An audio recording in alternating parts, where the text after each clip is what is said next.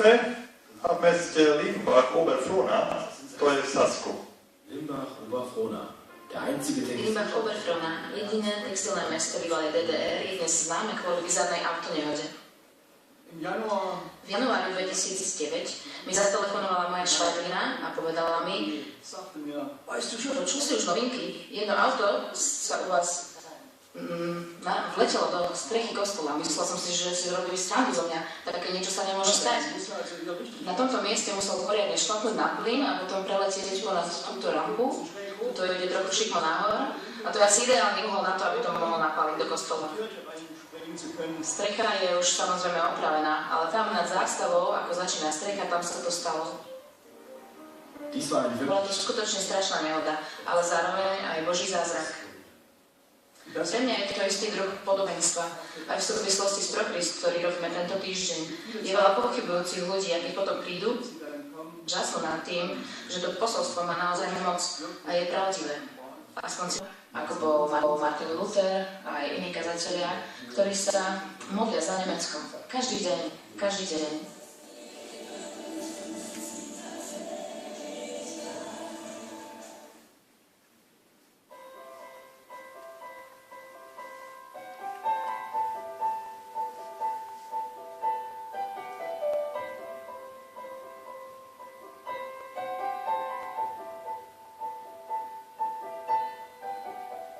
Wenn ich die schönsten Lieder schriebe über dich und deine Liebe und nicht prophetisch reden könnte über das Ende dieser Erde, deine Geheimnisse entdecken und sie zu entziffern wusste. Aspoň takých 40 párov. Táto láska nie je náhodná. Heinrich Deichmann je šéfom rodinného podniku. Akého? No predsa Deichmann. Tie výhodné značkové topánky. Podnik vedie od roku 1999. Chcel som vlastne už oveľa skôr vstúpiť do šlapají môjho otca. A to nie len preto, že bol úspešný podnikateľ, ale preto, že bol úspešný podnikateľ a žil svoju kresťanskú vieru. A tým spôsobom pomohol mnohým ľuďom. Jeho otec Heinz Horst Deichmann založil v roku 1977 dobročinnú organizáciu Slovo a čin, ktorá pomáha tým najchudobnejším z chudobných mnohých kútov sveta. Práca je financovaná z darov. Jeden z najväčších prispievateľov sú práve Deichmannovci. Patria k tým najbohatším v Nemecku. Správnym spôsobom, na správnom mieste. A prečo by sa o tom nemalo rozprávať? A tu ho máme naživo. Heinrich Deichmann, srdečne vítam. Ďakujem pekne.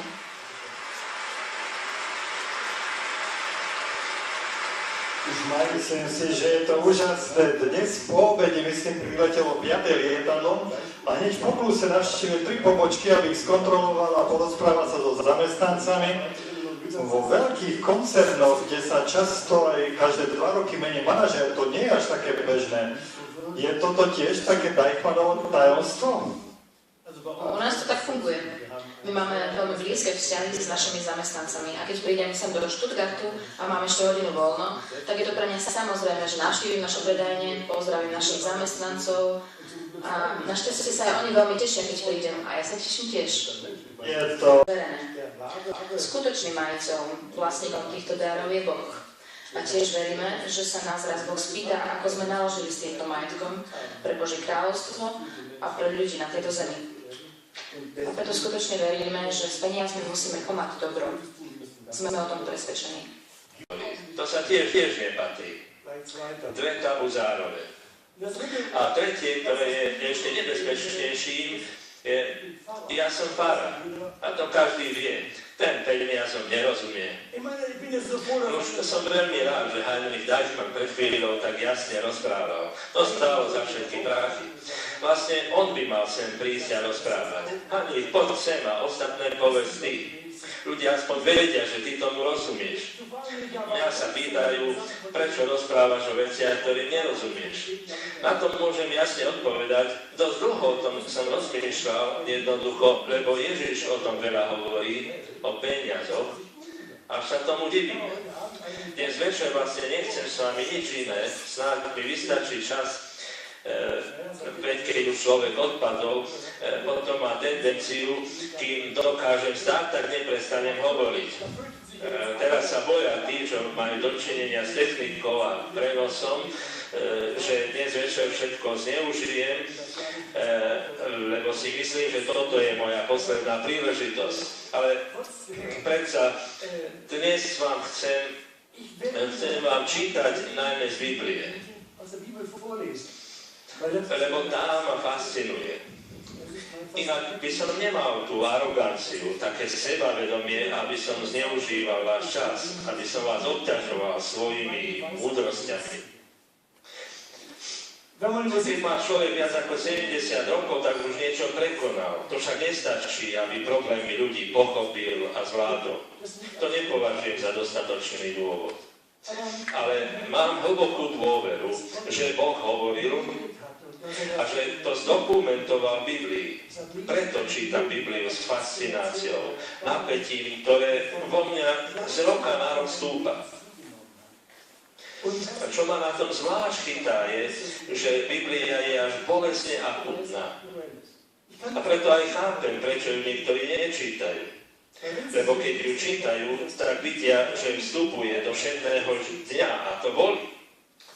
Ak čítate Bibliu a chcete z nej mať takú upokojujúcu tabletku, tak Bibliu radšej ani nemusíte čítať. Je rozrušujúca, lebo sa dotýka všetkých zraniteľných bodov nášho života. A to je slúžiť dvom pána. Buď jedného bude nenávidieť a druhého milovať, alebo k jednému bude lipnúť a druhým pohrdať. Nemôžete slúžiť Bohu i mamone. Učeníci sa celkom nezhodujú, odkiaľ pochádza označenie mamona. Ale niektorí hovoria, že by mohlo súvisieť s hebrejským slovom aman, ktoré znamená vlastne dôverovať, na niečo sa spoľahnúť. Tým sa vyjadruje, prečo peniaze nie sú iba platidlom, ktoré potrebujeme. Samozrejme, bežne, aby sme niečo kúpili, že to je aj moc, na ktorú sa spoliehame. Tým vám vysvetlím, ako sa peniaze stanú Bohom. Prečo Ježiš tak ostro hovorí, nemôžete slúžiť Bohu i mamone? Ako sa peniaze stanú Bohom? To nám všetkých spája. Tu nie je žiaden rozdiel. Čo si myslíte, že ste kresťan, či ateista, či agnostik, k akému náboženstvu patríte, či žiadnemu náboženstvu, alebo sociálne, či ste starí, či mladí, bohatí, či chudobní. Je jedno, aký sme rozdiel. Všetci máme spoločné. Musíme sa usilovať, aby sme mali aspoň minimum istotu a minimum uznania v živote. Inak zhynieme, psychicky aj fyzicky. Ak sa nemôžem spoľahnúť, že sa hýbem a o chvíľu nebudem zbitý, potrebujem istotu. Bohatstvo nenadobudli poctivým spôsobom, ako veľa máte, ľudia vás rešpektujú. Takže uznanie.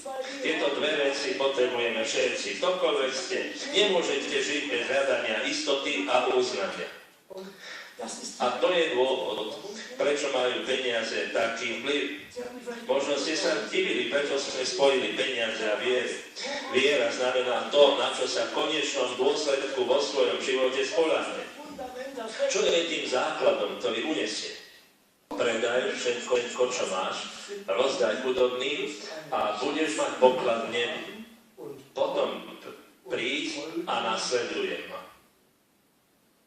Keď to počul, veľmi sa zarmútil, lebo bol nesmierne bohatý. Keď Ježiš videl, že zosmutnel, povedal, ako ťažko vchádzajú do Božieho kráľovstva tí, čo majú majetok. Ľahšie je totiž ťave prejsť cez ucho ihly, ako boháčovi vojsť do Božieho kráľovstva. A tí, čo počuli, povedali, kto teda môže byť spasený? A on im odpovedal, čo je nemožné ľuďom, je možné Bohu. Odchádza smutný, pretože bol veľmi bohatý. Je to dôvod smutku, keď je človek bohatý? Prečo bol smutný? Povedal som vám, bol to test Bohom. Čo chce Ježiš? Nehovorí, musí sa ešte viac snažiť, urobiť nejakú super vec. Ale ten muž chce viac. Chce urobiť niečo navyše. Túži po pridanej hodnote, po väčšej spiritualite. A už hovorí, otázka znie iná.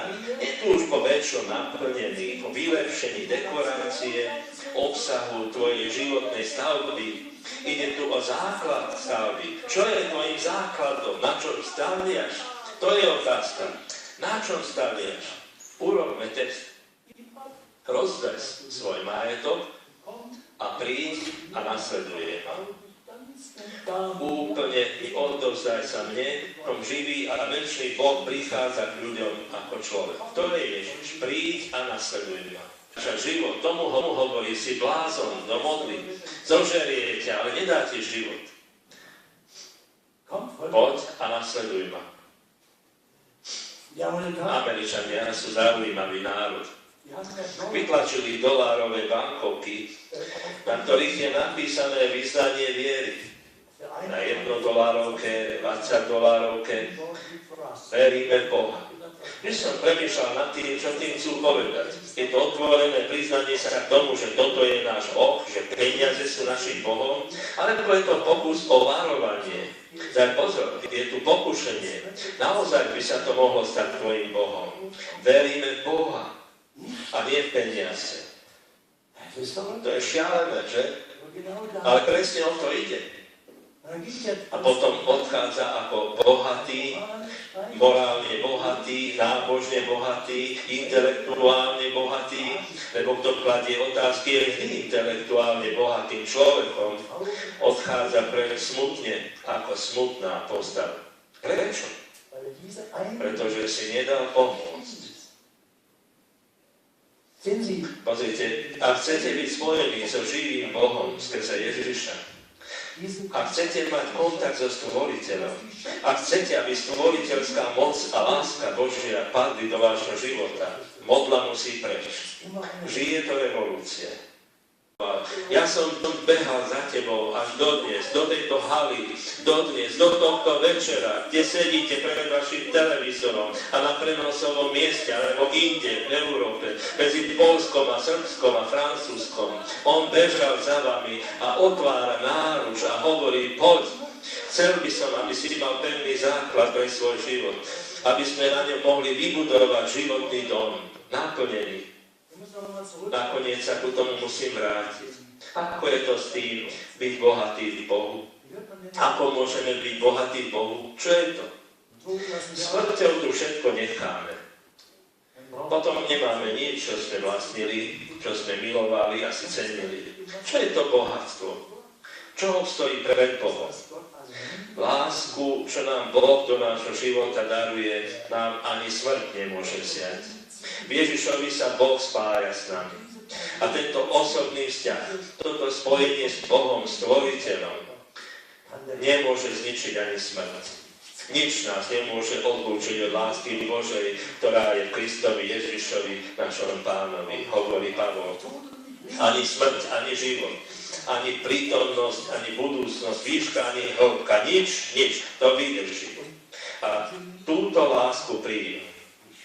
A cítim, som chcený, podopieraný, nesený. Aj keď ma už nič iné nenesie. Už v tomto živote nedokážem nič udržať. Keď je zdravie fuč, majetok je fuč, on ma prenesie. Stál Ježiš pod stromom Zachea, ktorý mal takú túžbu a také milné očakávania. On predsa nevedel, čo to znamená. On chcel naplniť to vákuum, tú nejakú túžbu po viac. Ale ani nevedel, čo by to malo byť. Ale potom ho Ježiš zavolal a naplnil jeho život. Zažil odpustenie a obnovu svojho života. Bol spojený s Bohom.